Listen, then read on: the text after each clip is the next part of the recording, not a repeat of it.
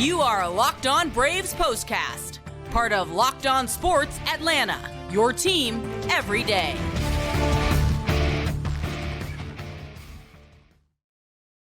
And hello and welcome into the Braves POSTCAST, part of LockedOn Sports Atlanta and part of the LockedOn Podcast Network, your team every day. Grant McAuley alongside Jake Mastroianni after another good night of baseball for the Braves at Truist Park. They keep their winning ways going, took a series over the weekend, and took a big step toward taking another against yet another American League team on Monday with a comeback win over the Detroit Tigers, a 2-1 final score. So not the slugfest, not all the big, quantity of home runs, but the quality of the home runs, particularly the one hit by Ozzie Albies in this game, was the only one that the Braves needed to pick up this 2-1 victory. We'll talk all about that. We'll go through the pitching lines, what Max Fried did, what the bullpen did after that, and, of course, get you set up for Game 2 of the series, which comes your way on Tuesday. Before we get started with any of that, make sure you hit that thumbs up button and subscribe to Locked On Sports Atlanta here on YouTube, and subscribe to Locked On Braves wherever you get your podcasts. Today's episode is brought to you by FanDuel. Make every moment more. Right now, new customers get $200 in bonus bets with any winning $5 bet.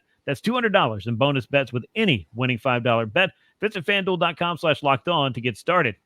Jake, the Braves, I think, have finally figured out a few things at the plate. And while we saw a whole bunch of runs and a whole bunch of home runs over the weekend, which is good to see, I'll take timely hitting and great pitching. That's also a recipe for success, and that's exactly what they needed on Monday.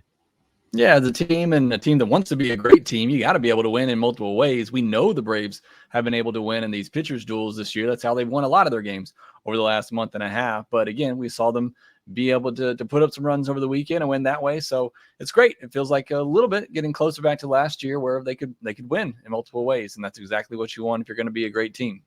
And I think you could feel that energy in Truist Park as well when the Braves were able to stage those late comebacks that they needed. One run in the seventh inning. We'll talk about Austin Riley, who continues to do things for the Braves in this game or over the course of the last week, really, and through the weekend, where he seemed to get the monkey off his back when it came to just breaking through at the plate, something he'd been working very hard toward throughout the course of the season. Then, of course, Ozzie Albies' home run off our old friend Shelby Miller in the eighth inning put the Braves on top by a 2-1 score to stay. And the Braves bullpen in this one, even without Raisel Iglesias to close it out, wow, did they do some serious work in this game as well. It was also one of those nights where, and I know we want to talk about the Ozzie Albies, the go-ahead home run, and a big moment for him, of course. How about an unsung hero or just another kind of just off the page a little bit hero for the Braves? Forrest Wall was the man who came through with the game-tying single for the Braves right after it seemed like Adam Duvall might have put the Braves ahead with a ball that looked like it was headed for the left field seats. Didn't quite have the distance, but it moved Austin Riley to third. Forrest Wall brought him home. Jakey was fresh up from AAA Gwinnett. What a moment for Forrest, who's been kind of waiting, I think, for his opportunity to get back to Atlanta after making the club early in the season and not finding much playing time.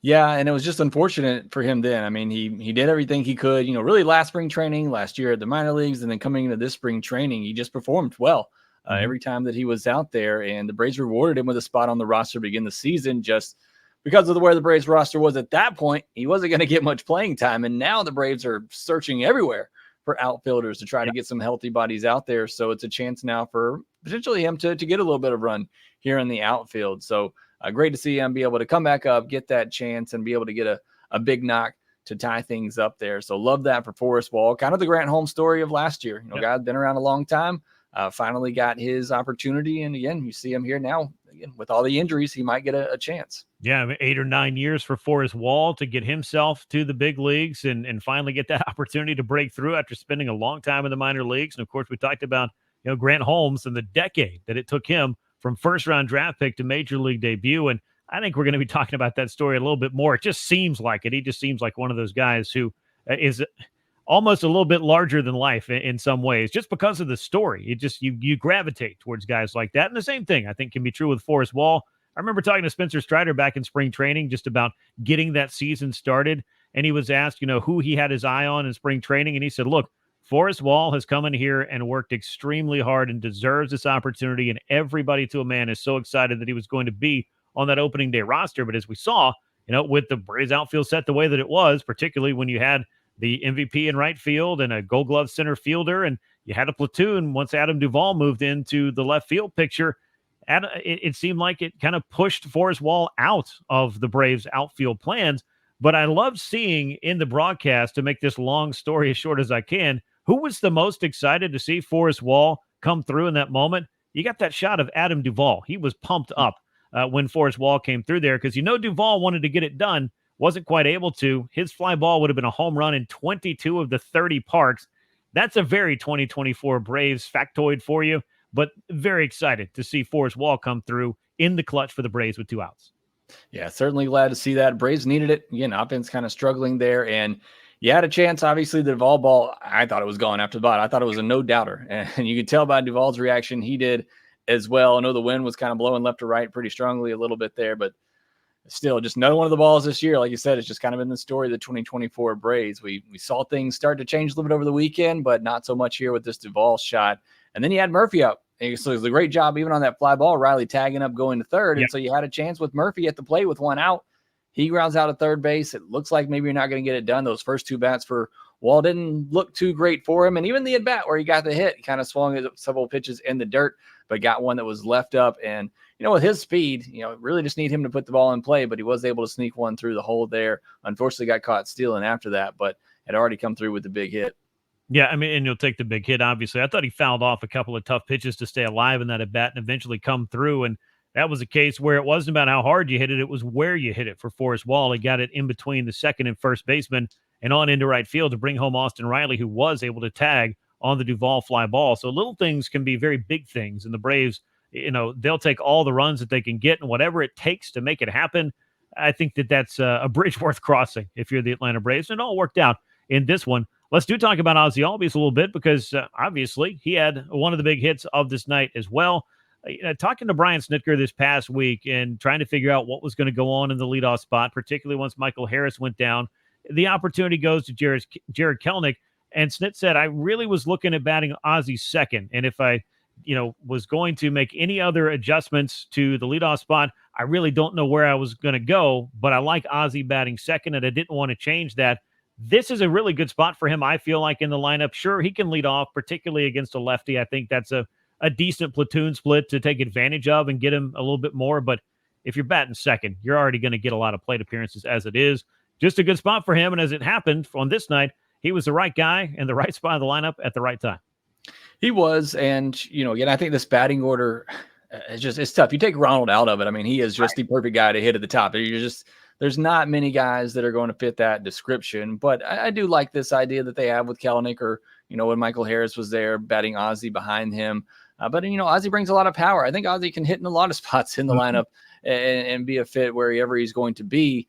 But on this night, he sat on that fastball. You sat there and watched Jared Kelenic, who clearly was looking for something else the at-bat before, but you saw that Shelby Miller fastball just pumping them in there. And I'm assuming that Ozzie saw that and said, I'm going to be on time for this fastball. He took a couple of hacks before that, but then he got one and did not miss it, and it landed at the top of the chop house. There was no wind knocking that one down. He absolutely obliterated it. And a big swing there, obviously, to get the comeback win in the 8th inning. Wins like this, again, like you said before we came on, it wasn't a 10-0 win, but, still in games like this where you're down, you're kind of struggling to get something going, you get some runs late to come back, that does a lot for the momentum in the clubhouse to be able to pull out some wins like that. Yeah, and it's nice to be able to get that late run scoring and not just tie the game, but take a lead and then be able to close that thing out.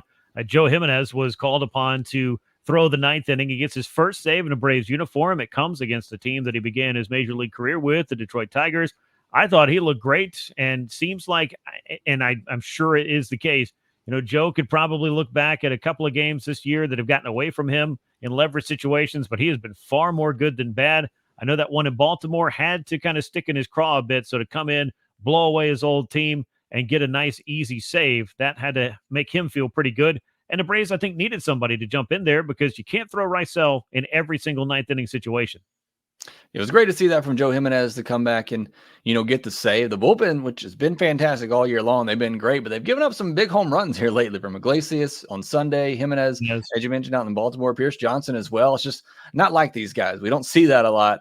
But Joe Jimenez, for the most part, as you mentioned, he's been fantastic to come back and do it against his old team, pick up a save there. I'm sure that felt maybe a little bit better, but either way, just for him to come out there and close the door. I mean, really no stress. Great play by Matt Olson to begin that Yes. ninth inning as well. Thought that was a great backhanded play and a nice feed to Jimenez, who covered there to get things started and not allow the leadoff runner to get on. And then after that, it was just closing the door for Joe Jimenez. A great outing for him. Yeah, nice and easy it seemed like for him, and he seemed to be a bit pumped up just based on the radar gun ratings that we were seeing. And this was the reliever that the Braves felt like they were getting when they traded for him. Coming off that back surgery a year ago, it took him a while to seemingly kind of maybe loosen up or warm up or whatever you want to call it, just get over that procedure. He's been extremely good since coming over in that trade, and particularly from the second half on, and one of the Braves' better and more important relievers this year, a big reason why they re-signed him over the course of the winter. We got a lot more to talk about, including the heroics of Austin Riley, who was added again in this game, continues his hot hitting. And we got to talk about what Max Fried had going on in this night, and a little bit more about that Braves bullpen, because it wasn't just the guy who threw the ninth. There were some really important outs that were gotten before he jumped into the game. We'll talk about all of that as the Braves postcast continues. Summertime means baseball, the NBA Finals, and more. And you can bet on all of it at FanDuel. Right now, new customers get $200 in bonus bets with any $5 bet, any winning $5 bet. That's $200 you can use to bet on everything from Finals MVP to who you think is going to hit one out of the park. Visit FanDuel.com/lockedon and add a big win to your summer bucket list. FanDuel is America's #1 sports book. If you're looking for promotions, Prize Picks has you covered every week, from lowering select players' stats projections on Tuesday, which increases your chances of getting a win, to getting your entry fees back when you have a losing lineup on Fridays. Prize Picks is America's #1 fantasy app for a reason and has over 5 million active members. Get in on the daily action with your friends and become part of the Prize Picks community today. Download the Prize Picks app. Use the code LOCKEDONMLB for a first deposit match of up to $100. Again, you download that Prize Picks app. The code is LOCKEDONMLB. A first deposit match of up to $100 will be coming your way.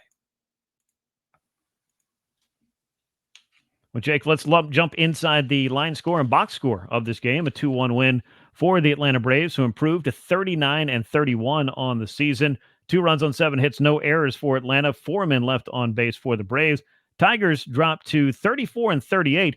They've had a pretty good season, I think, and especially when you look at the recent years for them. And we can talk about that a little bit more later, but you can see there are some talented young players on this Tigers team, but just 1 run on 5 hits, no errors, and 8 men left aboard for the Tigers. A lot of big pitches you mentioned were made by the Braves in this game.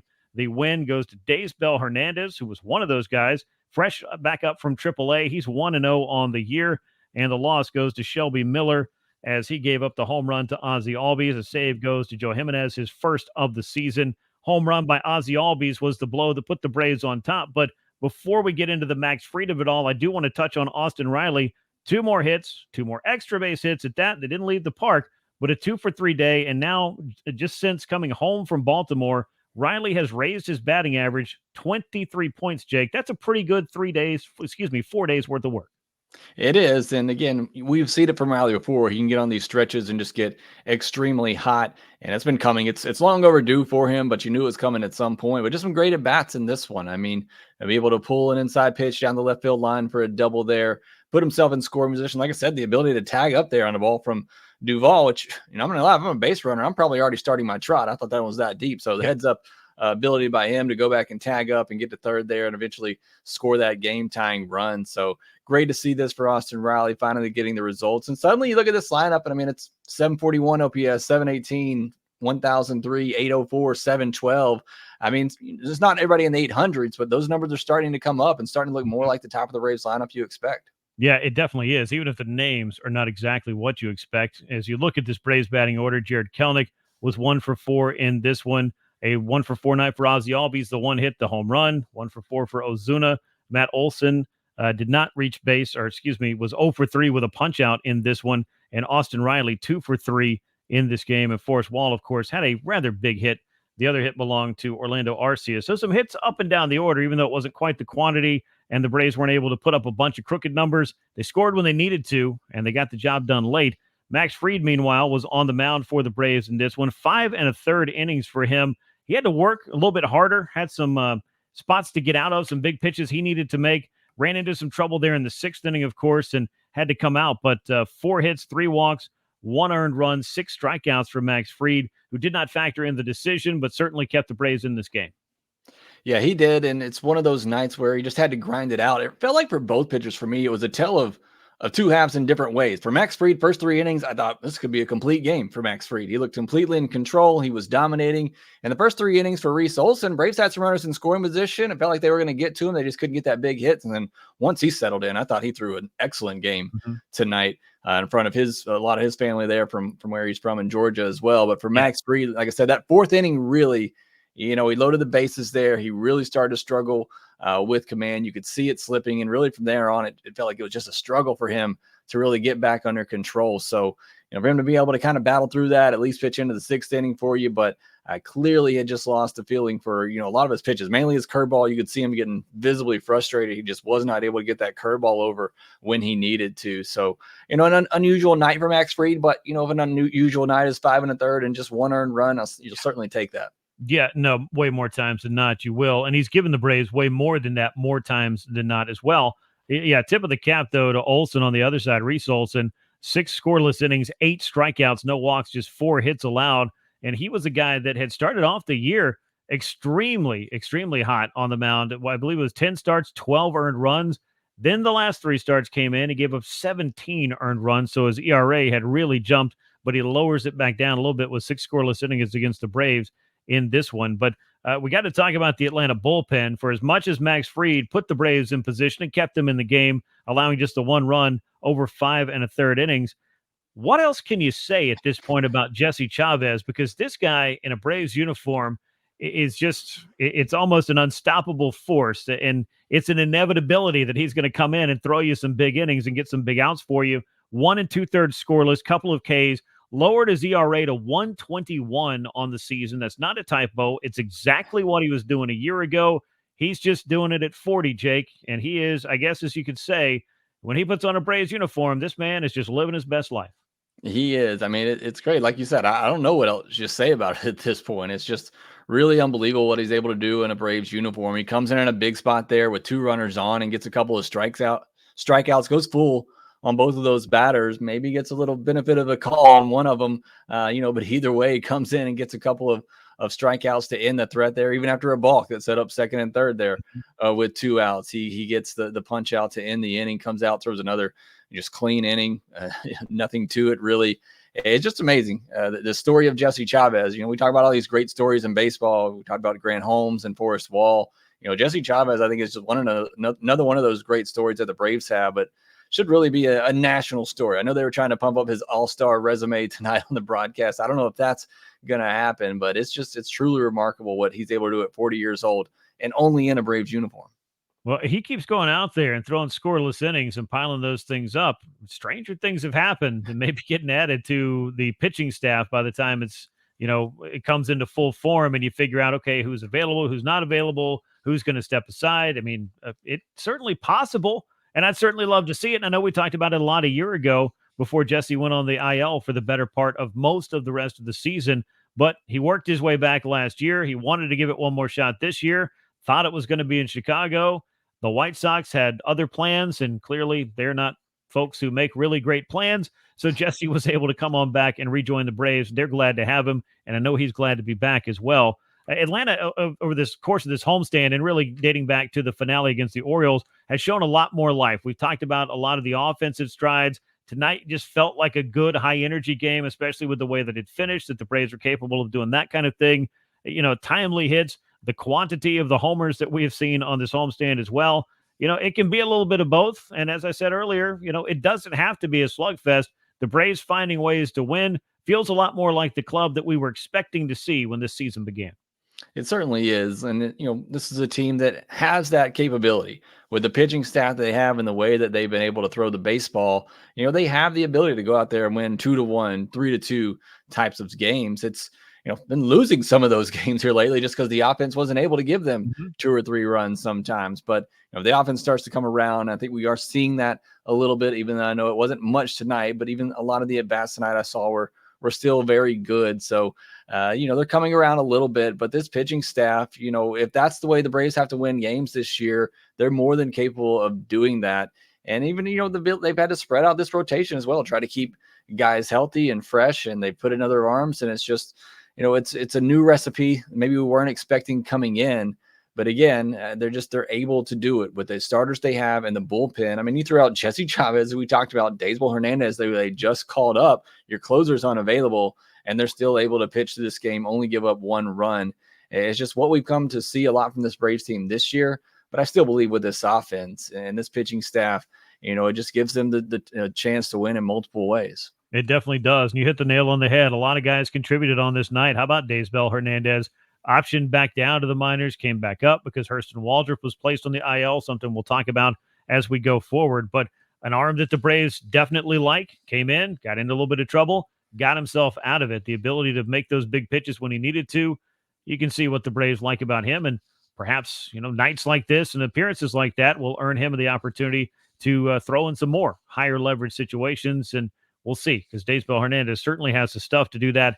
Jesse Chavez just has the will to make things happen, and he just doesn't even seem shakeable. Even with the balk that put the runners in scoring position, you just kind of felt like, all right, well, he's going to shrug that off and get out of it, and that's exactly what he did.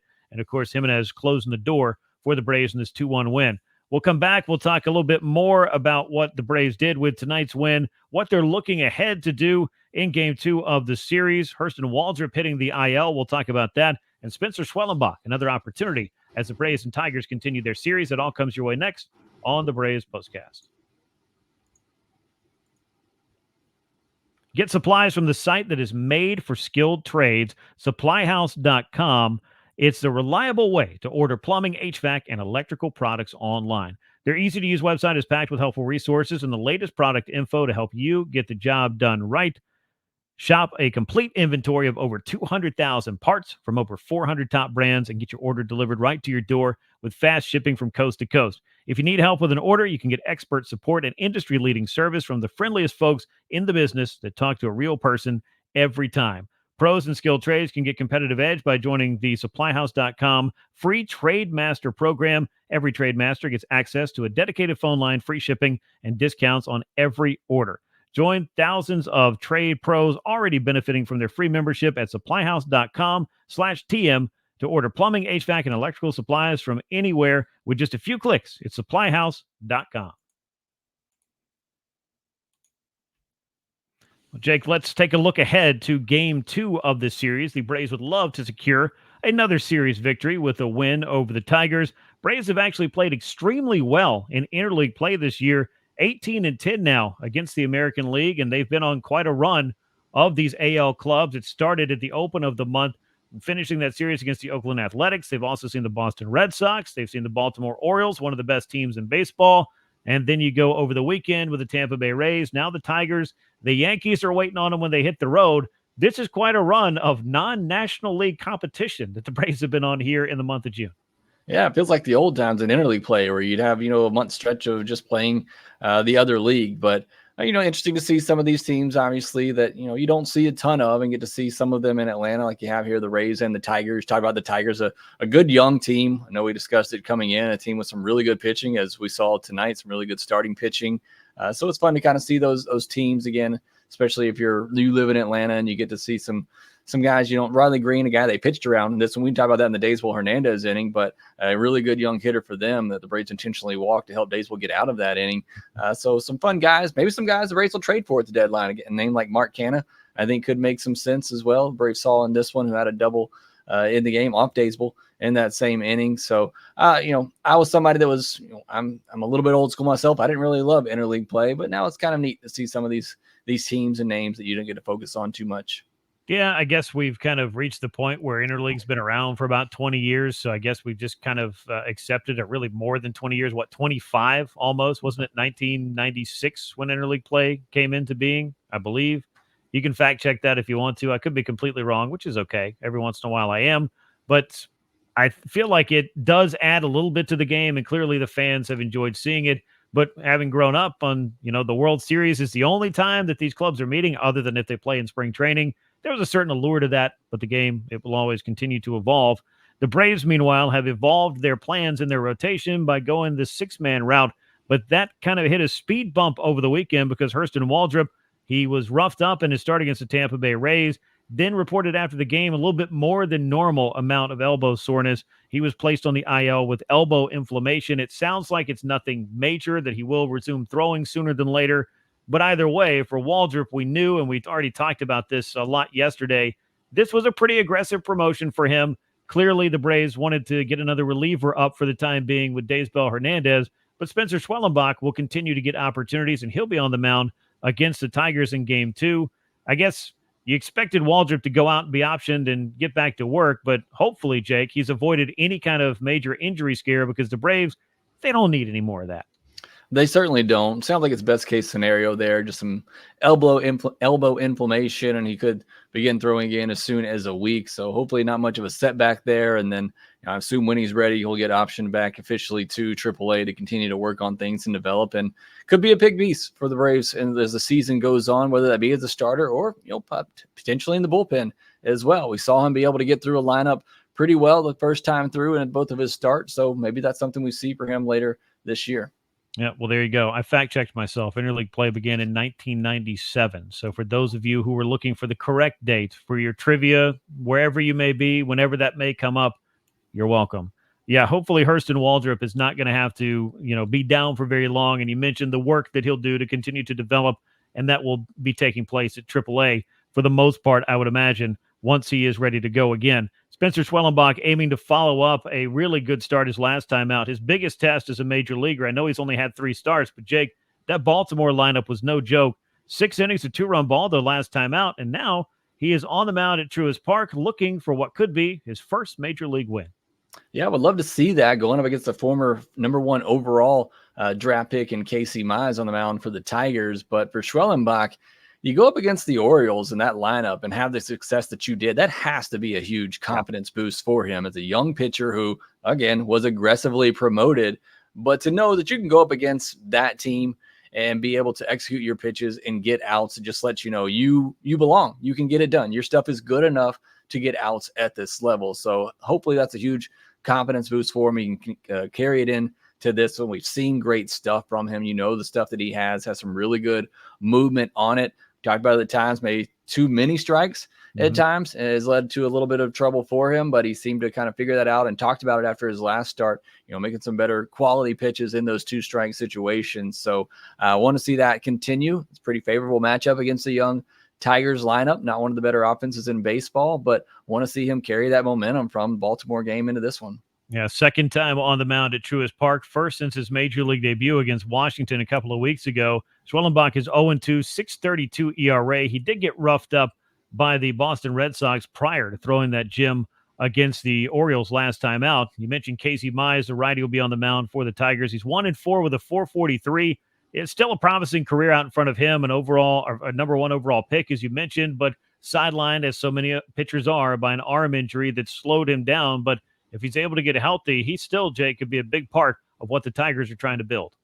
He is. I don't think he quite has the ceiling that he once did when he was drafted first overall with the injuries at this point. But, still, as you said, could be a very good big league pitcher. A 1.46 whip this year, though, and that's just a 6.6% walk rate. That tells you he's been giving up a lot of hits this year. So hopefully the Braves can continue that trend. Not a lot of swing and miss stuff, although that splitter does have a 30% whiff rate. It's his best pitch that he throws, a hard 4-seamer, which the Braves have struggled against for the most part this year. So got to be aware of that. He throws it 41% of the time, but batters hitting 307 against his 4-seamer this year. So hopefully that offense can get back on track against Casey Mize. Yeah, Braves would be very happy to keep the offensive trend of the past, 5 or so days going. Some home runs, some key hits, all of that stuff could add up to another Braves victory. If it does, they would win back-to-back series, something they'd very much like to secure on Tuesday in Game 2. Spencer Schwellenbach, the righty on the mound for the Braves, is Casey Mize, fellow right-hander, on the mound for the Tigers. 7:20 p.m. Eastern Time, first pitch on Tuesday night at Truist Park. Once again, the Braves picking up a 2-1 win over the Tigers to get their series started off on the right foot. That'll wrap us up on this edition of the Braves Postcast. We appreciate you, as always, riding along with us. Make sure you're subscribed to Locked On Sports Atlanta on YouTube. Leave us a likes and comments. Share the show with a friend. That helps the channel grow. And subscribe to Locked On Braves wherever you get your podcast.